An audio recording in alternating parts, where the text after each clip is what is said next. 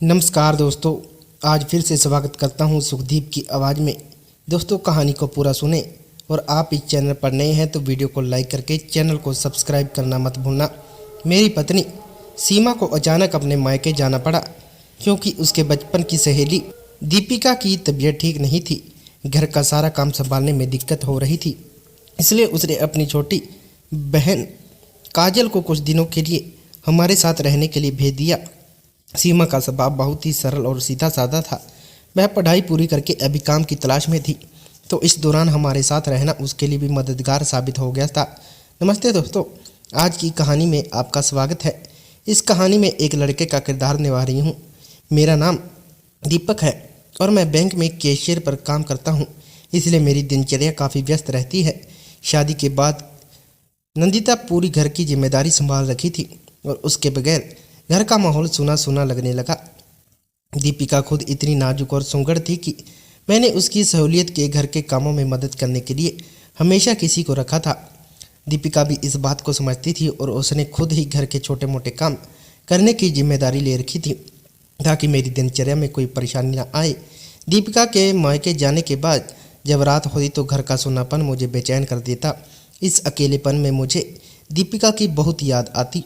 एक शाम जब मैं काम से घर आया तो दीपिका ने मेरे लिए खाना तैयार कर रखा था। वह प्लेट लेकर सीधे मेरे कमरे में आई और बोली, जेजा जी खाना खा लो, खा लीजिए। उसकी यह सरलता और देखकर मुझे सीमा की बहुत याद आ गई। कुछ दिन इसी तरह बीतते गए। दीपिका का ध्यान रखना, उसके साथ बातें करना और उसे परिवार का हिस्सा महसूस करना मुझे अच्छा लगता था। एक दिन मैं काम से घर लौटा तो देखा कि मेरे कमरे में बिस्तर पर किसी ने तेल की एक बोतल रखी हुई थी। पहले तो मैं ध्यान नहीं दिया, लेकिन फिर भी मैं मन में सवाल उठा कि यह बोतल यहाँ क्यों रखी है। मैंने बोतल उठाकर मेज पर रख दी और सोचा कि शायद दीपिका ने किसी घरेलू काम के लिए रखी होगी। अगले दिन भी जब मैं शाम को घर से लौटा तो उसी जगह पर फिर से एक और वैसी ही बोतल रखी हुई थी। मैंने मन में सोचा कि यह रोज़ तेल की बोतल यहाँ कौन रख देता है। थोड़ी देर के बाद दीपिका खाने की प्लेट लेकर मेरे कमरे में आई और बोली, जीजा जी खाना खाना लेने।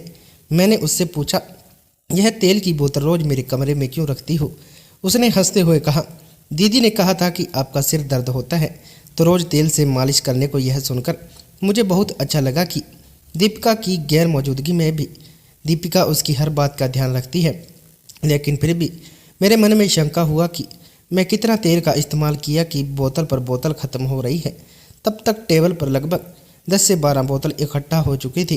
क्योंकि पत्नी घर पर नहीं थी तो मैं भी थोड़ा बेफिक्र था, इसलिए इस बात पर ज़्यादा ध्यान नहीं दिया। लेकिन एक अजीब सा वाक़या तब हुआ जब मैं सोने के लिए अपने कमरे में आया और देखा कि केले पर तेल लगाकर उसे मेरे पलंग पर रखा हुआ था और उसके पास ही तेल की एक बोतल भी रखी हुई है। यह देखकर मुझे बहुत ही गुस्सा आया। मैंने ज़ोर से आवाज़ लगाया और वॉचमैन को बुलाया ताकि उसे पूछ सकूं कि यह सब क्या चल रहा है।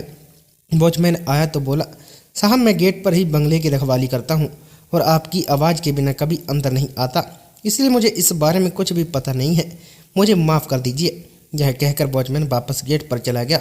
अब घर में केवल मेरी साली दीपिका ही, वह एक जवान लड़की थी, इसलिए मैं उसे इस बारे में सवाल नहीं कर सकता था। मुझे नहीं लगता था कि वह ऐसा कुछ करेगी, लेकिन कई दिनों से तेल की बोतल को लेकर कुछ न कुछ अजीब हो रहा था। इसलिए मैंने एक दिन सोचा कि इस मामले की तक जाना होगा और पता लगाना पड़ेगा कि आखिर मेरे रूम में कौन आ रहा है और इस तरह की हरकतें कौन कर रहा है। तब मैंने एक योजना बनाया और अपने मोबाइल का कैमरा वीडियो मोड पर ऑन करके पलंग पर रख दिया। मैंने मोबाइल को कमरे में इस तरह छिपा रखा कि किसी को पता भी ना चले। साथ ही मैंने सिम कार्ड भी निकाल दिया ताकि किसी का फ़ोन ना आ सके। इस रात भी मेरे पलंग पर तेल की बोतल रखी हुई थी। फिर मैंने आराम से खाना खाया और उस रिकॉर्डिंग को देखने बैठा। वीडियो में दिखाई गया कि एक औरत जिसने अपना चेहरा ढका था मेरे पलंग पर यह बोतल रखी थी, लेकिन उसका चेहरा मुझे नहीं दिखा क्योंकि उसने उसे पूरी तरह से ढका हुआ था। मैं सोचने लगा कि घर में तो केवल मेरी साली ही है, तो क्या वह ऐसा कर सकती है? फिर मेरा दूसरा मन कहता कि वह ऐसा विचित्र काम नहीं करेगी। उसकी चाल डाल हमेशा अच्छी और सुलझी हुई रहती है। कुछ दिनों तक तो मैं ऐसे ही कमरा चालू रखकर बाहर जाता रहा, लेकिन हर बार वही महिला चेहरा ढककर तेल की बोतल रख जाती थी। कभी कभी वह गाजर पर तेल लगाकर भी रख जाती थी। एक सप्ताह बीत गया। इस दौरान मेरी पत्नी अपने मायके में अपने माता पिता से मिलने गई हुई थी, क्योंकि उसकी बचपन की सहेली की तबीयत खराब थी। वह मुझे रोज़ फ़ोन किया करती थी। पत्नी के ना होने पर भी यह तेल का प्रकरण बढ़ता ही जा रहा था। अब मैं इस मामले में बहुत परेशान हो चुका था, इसलिए मैंने खुद इस रहस्य का पता लगाने की ठानी। एक दिन मैंने साली से कहा कि मुझे किसी दोस्त की शादी में दूर जाना है और देर रात लौटूंगा। उसे यह भी कह दिया कि मेरे फ़ोन किए बिना दरवाज़ा ना खोले। यह कहकर मैं चुपचाप घर के पीछे की सीढ़ी से अपने कमरे की खिड़की के रास्ते अंदर घुस गया और पलंग के नीचे छिप गया। आधी रात को मुझे खिड़की के पास कुछ हलचल सुनाई दी और एक औरत खिड़की के अंदर आई। उसने फिर एक तेल की बोतल निकाली और एक गाजर पर तेल लगाकर मेरे पलंग पर रख दिया। जैसे ही वह खिड़की से बाहर जाने लगी, मैंने उसे पकड़ लिया और कमरे में खींच लिया। वह मेरे पास गिर गई और उसका चेहरा देखकर तो जैसे मेरे पैरों तले जमीन खिसक गई। वह मेरी पत्नी ही थी जो मायके गई हुई थी, लेकिन मुझे समझ नहीं आया कि वह चुपके से मेरे कमरे में आकर तेल की बोतल क्यों रखती है। मैं तो इसलिए चुपचाप रह गया था क्योंकि साली जवान थी, लेकिन कुछ देर मैंने मन में ही सोचा और फिर उसे ज़ोर से डांटा। इसके बाद मैंने अपनी पत्नी से पूछा, यह क्या मामला है? तुम इस तरह अजीब क्यों बर्ताव कर रही हो? तुम तो अपनी सहेली से मिलने मायके गई हुई थी, फिर ऐसे छुप छुप कर खिड़की से आकर मेरी रूम में यह बोतल क्यों रखती हो?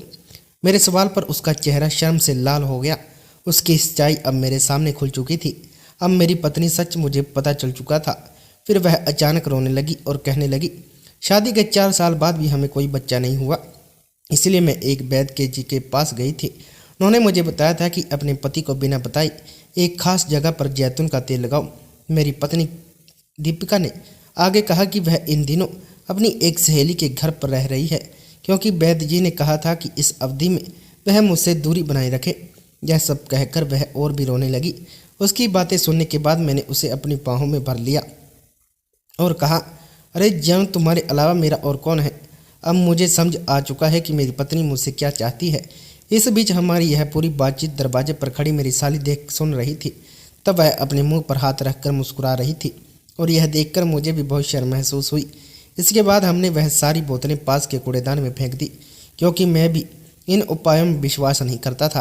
फिर हम दोनों अच्छे डॉक्टर के पास गए और वहाँ सही इलाज करवाया। फिर उसके कुछ महीनों के बाद मेरी पत्नी गर्भवती हो गई। अब उसके चेहरे की खुशी देखकर मैं भी बेहद खुश था। अब दीपिका के चेहरे पर भी वह खुशियाँ थी जिनका उसने हमेशा से इंतजार किया था। हर दिन उसके चेहरे पर एक अलग ही चमक होती थी, जैसे उसकी दुनिया पूरी हो गई हो। हम दोनों अब और भी करीब आ गए थे, जैसे हमारे बीच का हर फासला मिट गया हो। दीपिका लिए मेरी देखभाल अब एक नई जिम्मेदारी बन गई थी और मुझे उसके हर पल का ख्याल रखना एक खास मकसद जैसा लगने लगा था। एक शाम जब मैं घर लौटा तो दीपिका बालकनी में खड़ी होकर आसमान में छिपे सूरज को देख रही थी। मैंने धीरे से पीछे से जाकर उसे गले लगा लिया। वो मुस्कुराई और बोली, पता है, मुझे लगता है कि अब मेरे पास सब कुछ है, बस तुम हमेशा मेरे साथ रहो। तब उसकी आंखों में खुशी के आंसू थे और मेरे लिए वो पल भी किसी जादू से कम नहीं था। फिर मैंने उसका हाथ अपने हाथों में लेकर कहा, तुम्हारे बिना मेरी ज़िंदगी अधूरी थी और अब तुम्हारे साथ मैं खुद को सबसे खुशनसीब इंसान मानता हूँ। फिर हमने एक दूसरे की आंखों में देखा और उस पल में हर दर्द, मुश्किल और हर गलतफहमी जैसे कहीं दूर चली गई, क्योंकि अब हमारे घर में खुशियों की बहार आ गई थी। कुछ समय बाद हमारे घर में एक नन्हा मेहमान आया जिसने हमारी ज़िंदगी को और भी रंगीन बना दिया था। हम दोनों उस छोटे से हाथ को थामे एक नई शुरुआत के साथ अपनी प्रेम कहानी को एक नए अध्याय की ओर ले जा रहे थे। अब हमारे जीवन में प्यार, हंसी और खुशियों का वह सपना सच हो चुका था जिसे हम दोनों ने मिलकर देखा था। तो दोस्तों, यह थी आज की हमारी कहानी। आपको यह कहानी कैसी लगी कमेंट करके जरूर बताना। अगर आपको यह कहानी पसंद आई है तो वीडियो को शेयर करना, वीडियो को लाइक करना और अपने प्यारे हाथों से चैनल को सब्सक्राइब करना मत भूलना। मिलते हैं एक और नई कहानी में।